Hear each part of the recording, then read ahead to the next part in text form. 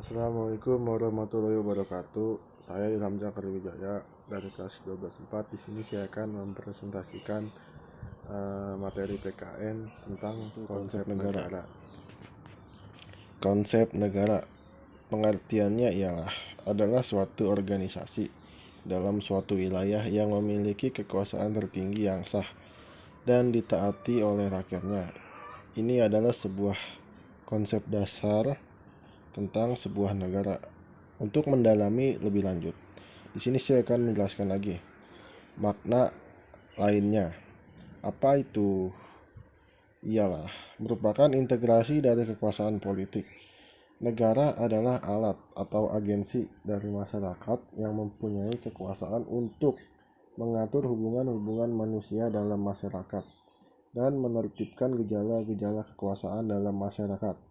Manusia hidup dalam suasana kerjasama sekaligus suasana antagonis dan penuh pertentangan.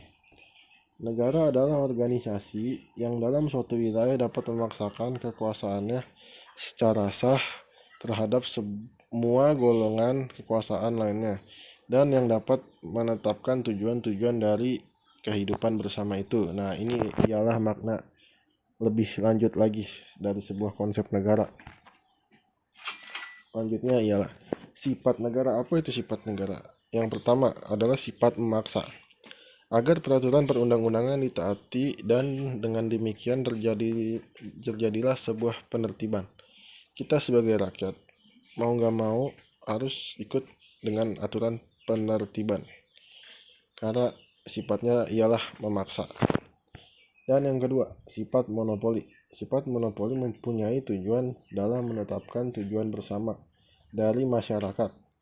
Dan yang ketiga, sifat mencakup semua encompassing dan embracing. Semua peraturan perundang-undangan berlaku untuk semua tanpa terkecuali.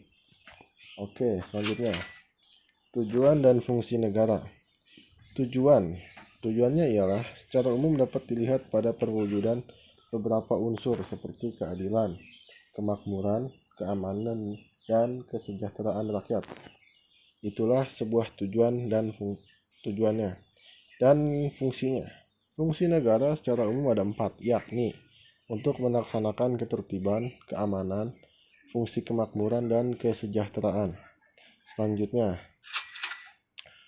unsur terbentuknya sebuah negara ialah secara umum ada 4 unsur yang sangat mempengaruhi terbentuknya sebuah negara. Yang pertama, adanya rakyat. Unsur terbentuknya negara yang pertama adalah harus adanya rakyat. Suatu negara harus memiliki kumpulan individu ataupun masyarakat yang hidup serta tinggal di suatu wilayah dalam negara tersebut. Tanpa adanya rakyat, tidak akan terciptalah sebuah negara. Dan yang kedua, wilayah. Unsur terbentuknya negara yang kedua adalah wilayah. Ini tidak kalah pentingnya dengan unsur rakyat. Jika ingin diakui sebagai sebuah negara, maka harus memiliki wilayah dengan batasan teritorial yang jelas. Nah, dan unsur lainnya, adanya pemerintah yang berdaulat. Pemerintah di sini dapat diartikan sebagai lembaga legislatif yang bertugas untuk membentuk undang-undang beserta jajarannya. Tanpa adanya pemerintah, maka tidak akan berjalan dengan baik suatu negara tersebut. Dan yang keempat, pengakuan dari negara lain. Terakhir ada pengakuan dari negara lain sebagai unsur terbentuknya negara. Selain 3 unsur sebelumnya, keberadaan negara masih perlu diperkuat kembali. Langkah ini bisa terpenuhi dengan adanya pengakuan dari negara lain. Oke, apa itu bentuk negara, kesatuan, dan serikat?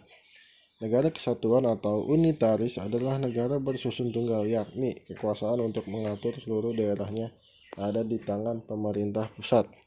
Negara serikat atau federasi adalah negara bersusun jamak, terdiri atas beberapa negara bagian yang masing-masing tidak berdaulat. Itulah bentuk negara kesatuan dan serikat.